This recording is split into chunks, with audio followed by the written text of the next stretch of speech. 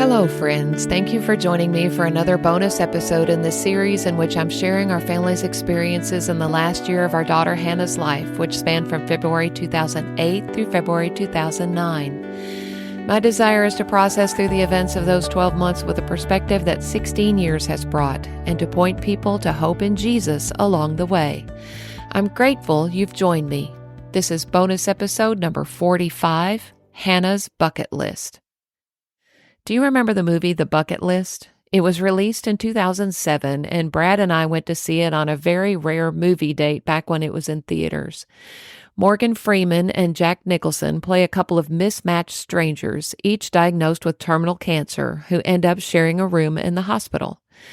Together, they come up with a list of things they want to do before they die, and they escape from the cancer ward to fulfill their mission. I wanted to see this movie because I found the concept intriguing. Of course, when we went to see it, we had no idea that our oldest daughter would be diagnosed with terminal cancer just about a year later. The other day, I caught the end of the bucket list on TV, and it got me to thinking. If Hannah had made a bucket list, what would have been on it?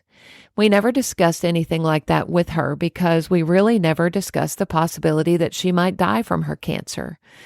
Not that she didn't know. She was sitting right there when the doctor told the four of us that she had less than a 5% chance of survival.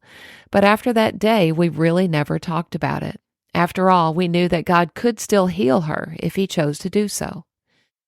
We did meet with the Make-A-Wish people, and she was approved to have a wish fulfilled. So we spent some time discussing what her wish would be. And she was torn between a Caribbean beach vacation or an RV trip to Yellowstone. We had taken a family vacation to Yellowstone the summer before she got sick, and the girls had absolutely loved it there.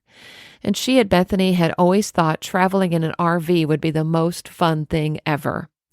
But she was adamant that she did not want to do either of those things until she was done with her treatments. She did not want to go to the beach without hair, and she did not want to travel across the country feeling sick. So we told the Make-A-Wish people that we wanted to wait. She never completed her treatments, so her Make-A-Wish was not fulfilled. But as I thought about what Hannah might have put on a bucket list, I couldn't come up with a thing. She was not the adventuresome sort, so skydiving would definitely have been out of the question. She had no burning desire to see the Egyptian pyramids or climb Mount Everest. She was never one to seek attention, and money wasn't important to her, so I don't think she would have sought fame or riches. After all my thinking, I could only come up with two things that Hannah might have included on her bucket list, and those would have been to spend as much time as possible with her family and to bring God glory through her storm. And I receive a great deal of satisfaction and comfort from knowing that both of those items could be crossed off the list as fulfilled. One of her favorite things to do was spend time with her extended family, grandparents, aunts, uncles, and cousins. And from the moment of her initial diagnosis up until the very end, she was surrounded by those she loved. As for bringing God glory, we still see the evidence of that wish on a daily basis.